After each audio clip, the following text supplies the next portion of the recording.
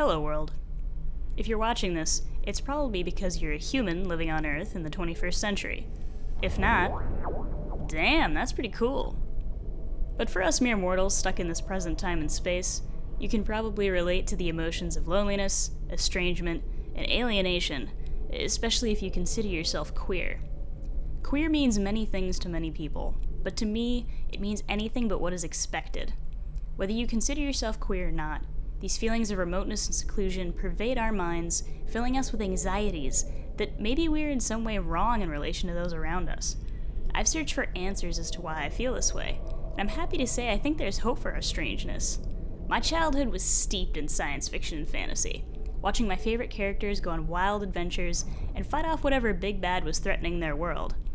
The one narrative that resonated with me the most was the story of an alien, the last of their kind, equipped with the knowledge and power to travel through all of known time and space. The hit British sci-fi series Doctor Who employs wild and wacky plot lines, drawing on the known and unknowns of contemporary science. The main character seems to hold the laws of physics in their hands like silly putty, allowing them to defy all rules and norms. Watching it, I felt empowered in my strangeness. But how can a show steeped in camp and rife with plot holes that occasionally reads like a bad sci-fi telenovela save our lonely queer souls? Buckle up, kids, because we're about to postulate alternate realities through queer theory and theoretical physics. Queer theoretical writings give us insight into the frameworks and structures that have led us to these feelings of otherness. Theorists like Sarah Ahmed and Elizabeth Freeman have done some heavy lifting to help us understand how queer bodies move through space and time, especially in the socio-political climates of North America and Western Europe. US-based scholar Elizabeth Freeman's 2010 book Time Binds explores the dissonance in mainstream and queer historical accounts, conceptualizing chrononormativity as a normative linear timeline laid out and propagated by hegemonic structures. Freeman hands us a counter to this mono-narrative in her chapter titled Time Binds, or Erotohistoriography. She defines erotohistoriography as a counter-history to history itself, an anti-systematic method that informs other, much later artistic productions, traveling more explicitly under the sign of queer. Freeman queers time through Mary Shelley's Frankenstein. She shows this through the nonlinear storytelling of narration by letters that are written and read out of sync with the linear timeline of events, the stitching together and reanimation of heterogeneous body parts that become Victor's monster, and Victor's academic exploits through the bastardization of bygone-era scientific thought. The narrative structure, the monster, and Victor himself exemplify queer time, as we see that the so-called linear structure is much more wibbly-wobbly than the meta-narratives led us to believe. British-Australian scholar Sarah Ahmed's The Cultural Politics of Emotion is a queer theoretical text that tackles the relationship between emotions, language, and bodies. Published in 2004, her chapter titled Queer Feelings explores how living with norms can produce queer affects of feelings like shame and melancholia. Ahmed queers space through discussion of comfort in normative and queer spaces. That said, she's not trying to dichotomize bodies through the feelings of comfort and discomfort that come from existing in these spaces. Instead, she complicates the ways bodies move through these spaces, arguing queer does not mean choosing between assimilation or transgression, but that bodies feel the affect of ideals in both normative spaces and counterpublics. She writes, "To feel uncomfortable is precisely to be affected by that which persists in the shaping of bodies and lives. Discomfort is hence not about assimilation or resistance, but about inhabiting norms differently." Ahmed wants us to understand that even bodies perceived as normal have their own experiences of discomfort in spaces we might find comfortable. She uses the analogy of sinking into a comfortable chair. My comfortable chair may be awkward for you, with your differently shaped body. Put simply, comfort is relative, and all bodies experience these feelings, sometimes even simultaneously. So we're clinging to the surface of a big rock, hurling us through time and space, and the way we experience it is never exactly the same for two individual bodies. On top of that, now we don't even experience time and space in the linear and static fashion that our many years of life on Earth have led us to believe. That's a pretty lonely outlook to have on our experience of the universe. Feelings are one thing, but how do we experience time and space differently from one another on a physical level? And how can our bodies and feelings be understood in the grand scheme of an ever-expanding reality of stuff that mostly makes no sense and is generally overwhelming, I have one word. So, physics. Physics, eh? Physics. Physics. Physics. Physics. Physics, physics, physics, physics, physics, physics, physics. Oh, all right then. Physics is the tool that can help us understand the structure of matter and our own relation to the building blocks of the universe we live in. By understanding it, we too can attempt to view the universe like an all-powerful alien who molds the fabric of time and space in their hands. We turn to the man himself, Einstein. A physicist whose name has become synonymous with genius needs no introduction. His most famous work was the theory of relativity, more specifically, special relativity. In his 1905 paper on the electrodynamics of moving bodies, our well-stashed friend shows us that observations and measurements of movements can only be made in relation to the observer and the observed. This means objectivity is subjective when we change the observer.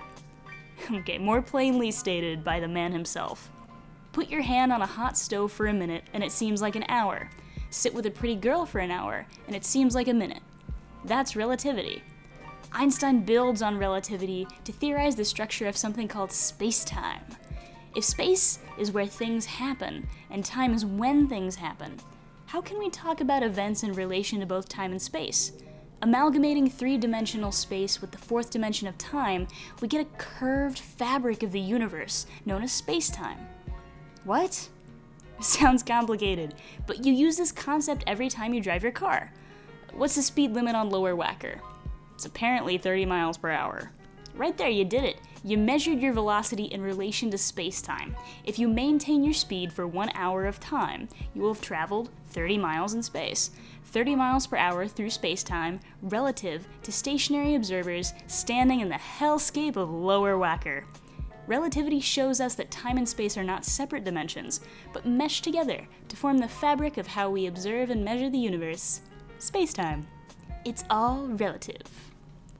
Looking back at Ahmed's discussion of queer space can also help us understand relativity.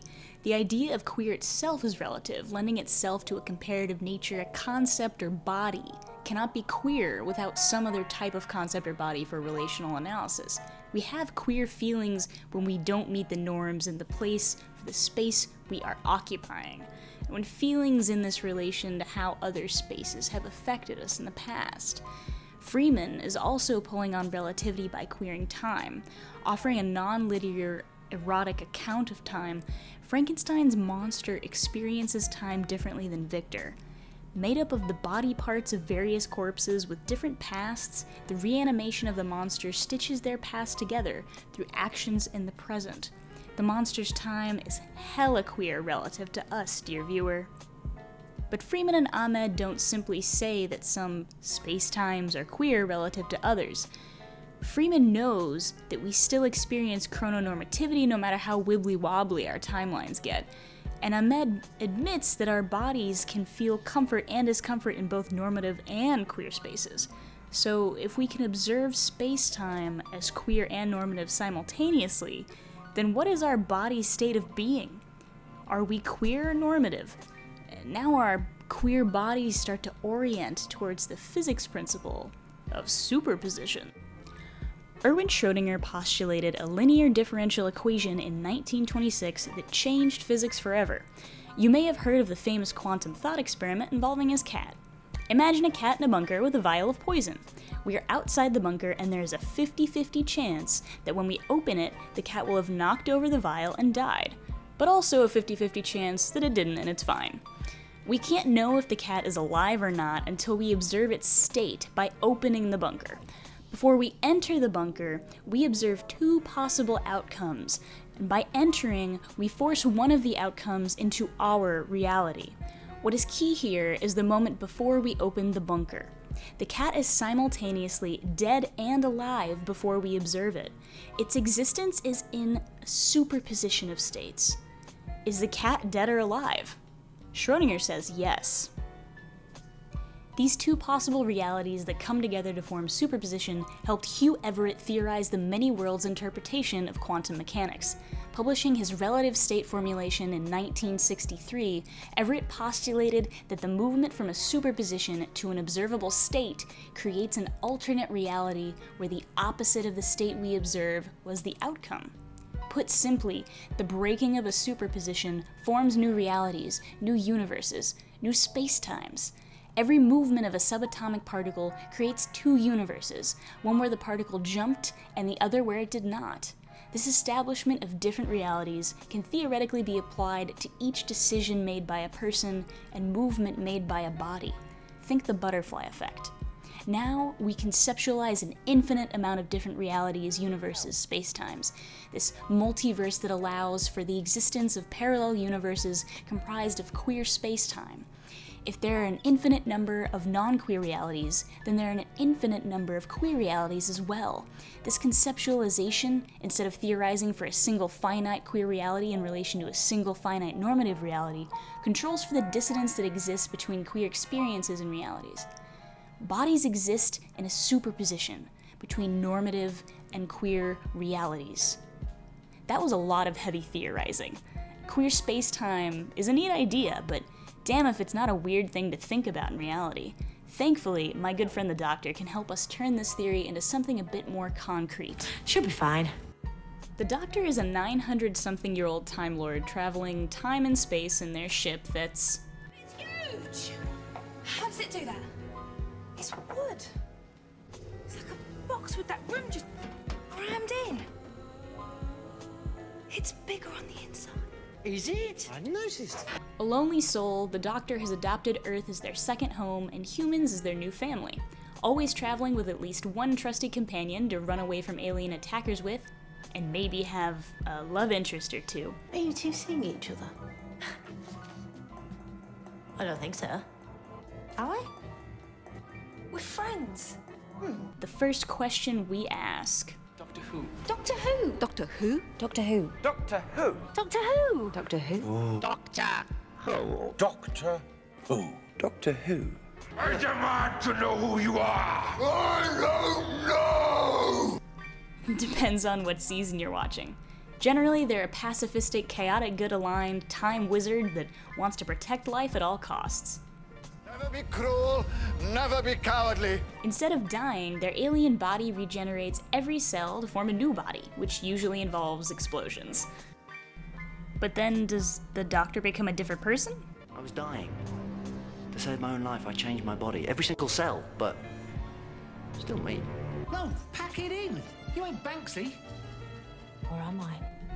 In classical BBC fashion, the Doctor is always regenerated as a white dude, but recently, the Doctor became a woman, and maybe Banksy? Banksy doesn't have one of those. Or have I? So the Doctor isn't really a man or a woman. Are they genderqueer? Potential crime. Why are you calling me madam? Because you're a woman? Am I? Is the Doctor bisexual?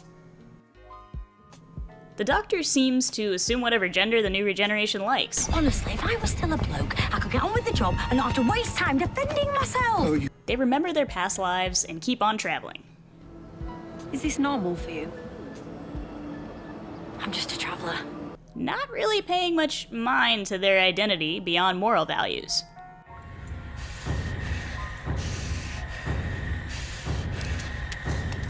I never would. Have you got that? I never would. Whether they discuss it or not, the Doctor is a queer body And a little bit foxy. that can travel to any point in space-time at will. Aware of normative hegemonic timelines, the Doctor respects that some events are fixed and should not be tampered with. This awareness of normative spacetime and their ability to move freely throughout it makes the Doctor a great example of a queer body existing in a superposition between the queer and normative spacetimes. Their power over deciding what is fixed and what is not can even draw us further into the singularity of their existence and ask, is the Doctor then the great decider of what is normative and queer spacetime? That's a can of worms to open in the next video. But for now, even though we may not have our own TARDIS to help us travel through the time vortex, we still are all living in superpositions between queer and normative realities. Ahmed, Freeman, Einstein, Schrödinger, and Everett help us think about our positions in the universe. but the doctor can help us live it, showing us that our weird pales in comparison to the hundreds of alien species out there among the stars. Our bodies are not wrong in relation to anything, and the most powerful thing we can do is live that. Each day, when we get up and decide to keep living our queer lives, helps empower those who will come after us. So for now, stay weird, stay hydrated, and... Allons-y. I'm sorry? It's French, but let's go.